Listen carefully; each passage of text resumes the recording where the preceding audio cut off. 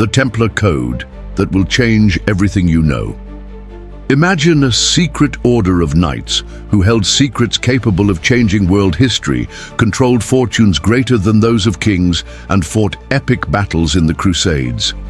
In this video, I'll reveal the Templar Code, the ancient rules that shaped invincible warriors and hidden mysteries that still intrigue the world. From real historical facts to debunked legends, prepare for a journey that will shake everything you thought you knew. Watch until the end and discover why these knights still influence our lives today. Subscribe, activate the bell, and comment your questions below. What if I told you that an ancient order of knights sworn to poverty ended up richer than any king in Europe, guarding secrets that could topple empires and change the course of history forever? Yes, you heard that right. The Knights Templar weren't just warriors with swords and shields.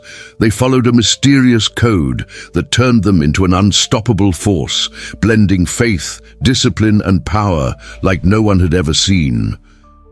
And today, I'm going to take you on this incredible journey, revealing the Templar Code step by step, based on real historical facts, no exaggerations or lies. Get ready, because this will change everything you know about the past, and maybe even the present. Let's start from the beginning. It all began in 1118, right after the First Crusade, when Jerusalem was taken by the Christians. The Holy Land was full of dangers, bandits, Muslim attacks, and treacherous roads. Christian pilgrims came from all over Europe to visit the holy sites, but many died on the way. That's when a French knight named Hugues de Payens, along with 8 companions, decided to do something about it. They formed a group to protect these pilgrims. They called themselves the Poor Fellow Soldiers of Christ and of the Temple of Solomon. Why Temple of Solomon? Because the King of Jerusalem, Baldwin II, gave them a place to live. The ruins of the ancient Temple of Solomon on the Temple Mount. It was a sacred place, full of mystery, where, according to the Bible, King Solomon built his temple 1,000 years earlier. These 9 knights took vows of poverty, chastity, and obedience. They lived like monks, but fought like soldiers. But they needed clear rules to survive and grow. And that's where the Templar Code comes in, the Latin rule, written in 1129. Who helped create it?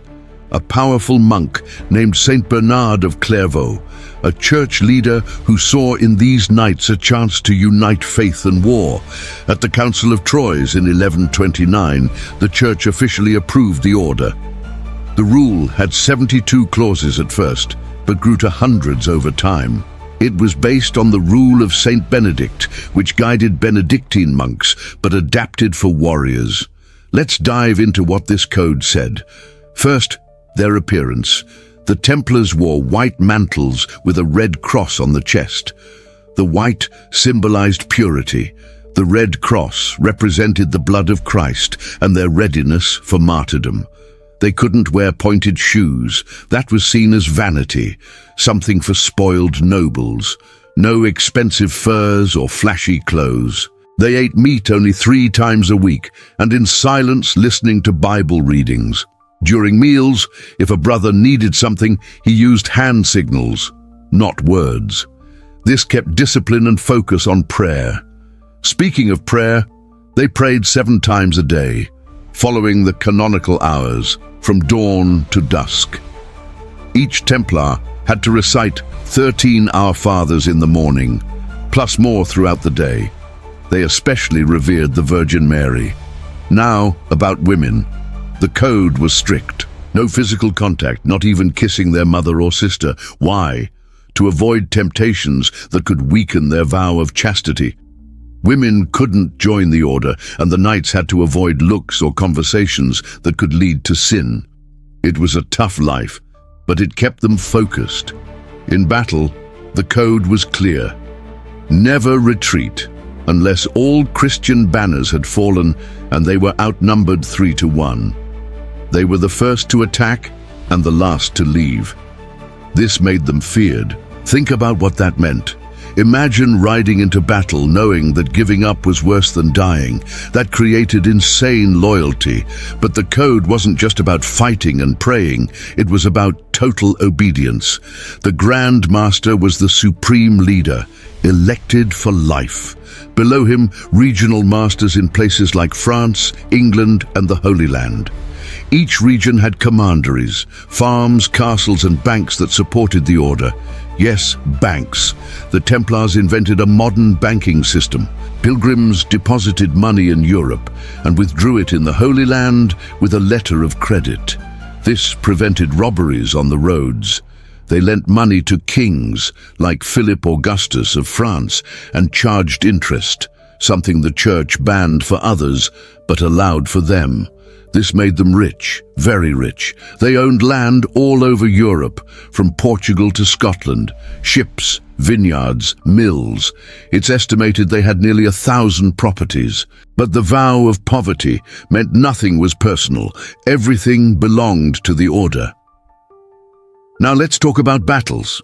The Templars were stars in the Crusades.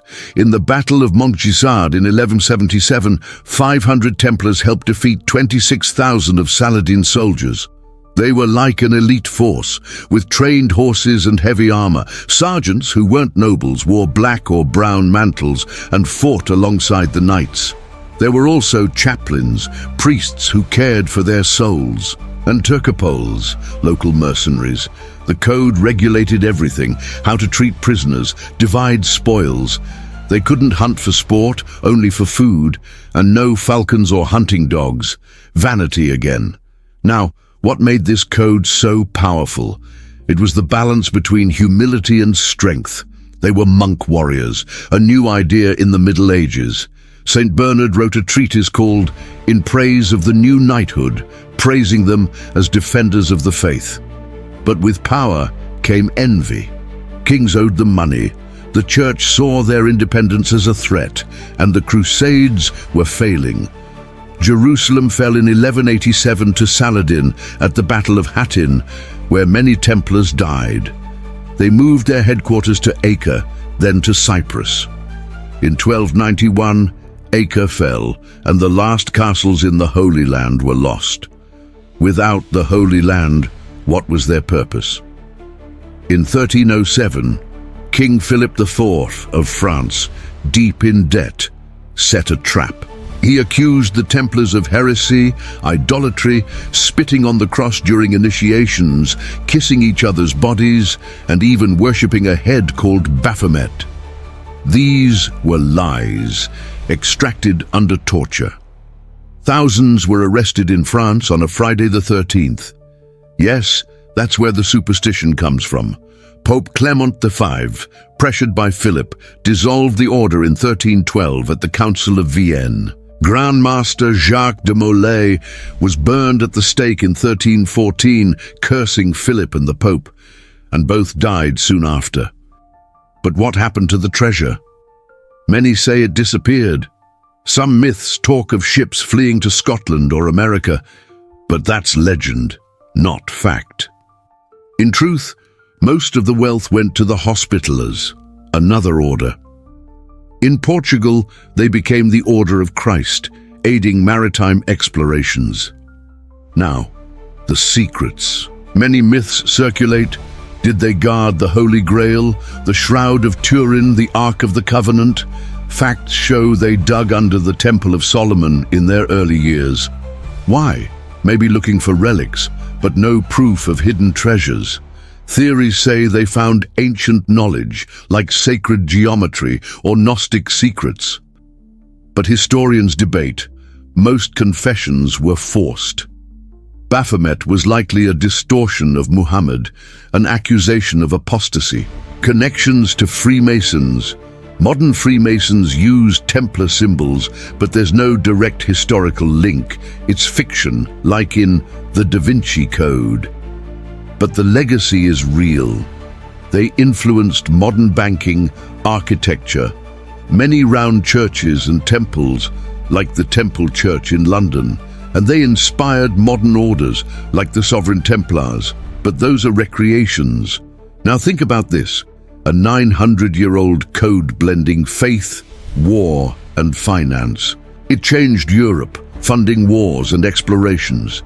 Without them, the Crusades would have lasted less. And today, in a world of banks and secrets, does something similar exist? Organizations like the IMF or governments guarding similar codes? It makes you wonder. Let's dive deeper into the code. The primitive rule from 1129 had specific clauses. Clause 1. We heard the petition of Brother Hugues de Payens. It was a formal document. Clause 9. You must wear white habits. Clause 14. Eat in silence. And so on. Later they added rules for penance. If a brother lied, he fasted. If he fled from battle, he was expelled. It was a strict system. Let's explore daily life. Waking before dawn for matins, praying, training with swords, horses, maintaining equipment. Each knight had 3 horses, simple food, bread, vegetables, watered-down wine, no luxury. In European commanderies, they managed farms. They produced wine, grains, raised animals. They were self-sufficient. That made them powerful. In Iberia, they helped in the Reconquista against the Moors. In Portugal, the king gave them land. After the dissolution in Portugal, the Pope allowed the Order of Christ. Henry the Navigator was its Grand Master, funding voyages that led to the discovery of Brazil. Yes, connections to the age of exploration. Now, debunking myths. Myth 1. They discovered America before Columbus. Fact. No proof. A tower in Newport, USA is said to be Templar, but it's from the 17th century. Myth 2. Friday the 13th is unlucky because of them. Fact. Yes, the arrests were on October 13th, 1307, a Friday, but the superstition grew later. Myth 3. They were heretics. Fact. Confessions under torture, many retracted later. The Pope absolved many in other countries. In England, Edward II seized assets, but few were executed. In Spain, they were absorbed into other orders. The code emphasized justice, protect the weak, widows, orphans. They were seen as heroes early on. Poems and songs praised them, but power corrupts or envy destroys. Philip IV owed them £500,000 of fortune. He needed money for wars. So, false accusations. Torture included burning feet, hanging weights on genitals. Horrible. Jacques de Molay confessed but retracted. At the stake, he said, "God will avenge our death." Philip died hunting months later, the Pope weeks after. Coincidence or curse? Historians say coincidence. Now, cultural legacy. Books like Umberto Eco's Foucault's Pendulum or Assassin's Creed in games, they inspire. But the real code was about discipline. Imagine applying it today. Obedience, humility, focus. It could change lives. Let's list key parts of the code. Vows, poverty, nothing personal. Chastity, no relationships. Obedience to the Grand Master, daily prayer. Discipline in battle, humility, no vanity. Charity, protect pilgrims. This united them. Expansion. In 1139, Pope Innocent II issued the bull Omni Datum Optimum, exempting them from taxes, allowing their own chapels. They answered only to the Pope. This made them independent. Rapid growth, donations from nobles. King Louis VII of France gave gold. They had a fleet of ships to transport pilgrims and goods, trade, wool, wine, spices. They were like a medieval multinational. In the Holy Land, castles like Crac de Chevalier, huge, withstood sieges. They controlled it for a time. Battles. In 1244 at La Forbie, they lost 300 knights. Devastating. After Hattin, Saladin executed Templars, but respected their bravery. He said, "They fight like lions." Now, initiation. Myth, secret rituals with spitting on the cross.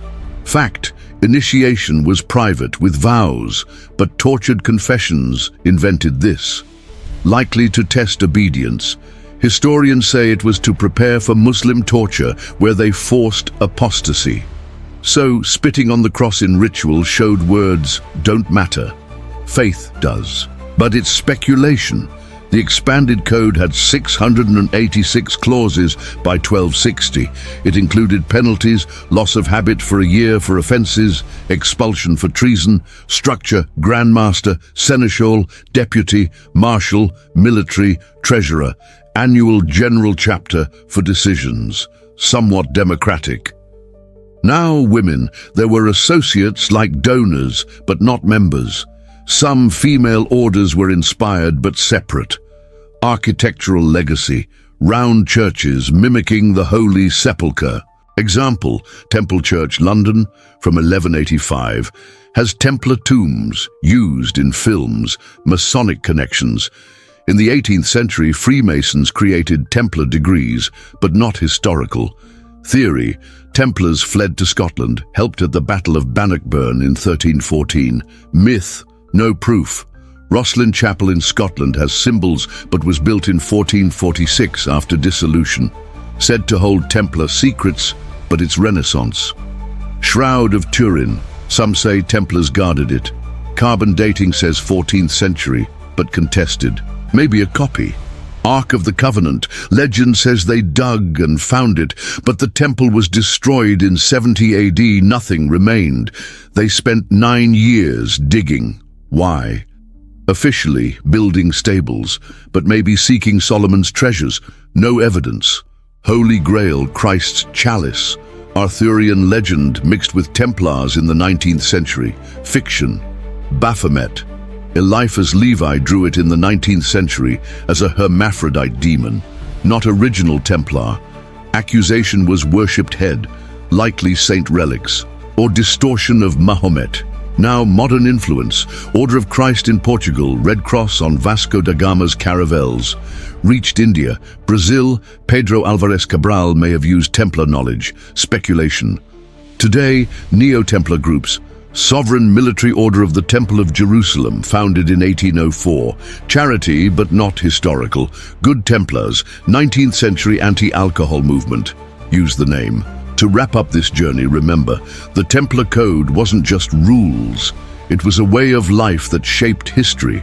It changed wars, economics, faith, and it can change how you see the world. If you made it this far, congratulations. You now know secrets few do, but I want to hear from you. What shocked you most about the Templars? Comment below with your questions. I'll answer in future videos. Like if you learned something new, and subscribe to the channel for more incredible stories like this. Hit the bell so you don't miss anything. Follow me to uncover more historical mysteries. Thanks for watching. Let's keep exploring together.